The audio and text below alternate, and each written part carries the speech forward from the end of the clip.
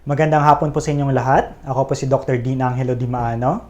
Andito po ako ngayon upang ituro sa inyo ang tamang paraan ng pag-ubo o pagbahing upang hindi po kayo makahawa sa inyong kapwa.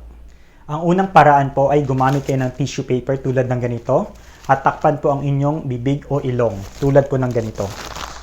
Pagkatapos po, itapon nyo po ang tissue paper sa tamang lalagyan po. Pagkatapos nyo pong itapon, maghugas ng kamay o di kaya gumamit po ng alcohol. Kung sakaling wala po kayong tissue paper, pwede nyo pong gamitin ang inyong siko, gaya po ng ganito. Wag na wag nyo pong gamitin ang inyong palad pang takip ng inyong bibig, gaya ng ganito.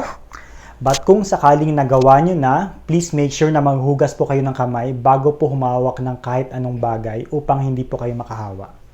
Ugaliin po natin gumamit ng face mask kung tayo po ay may sakit at ito po ang tamang paraan.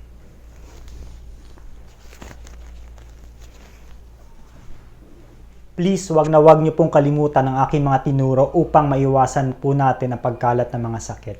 Maraming salamat po.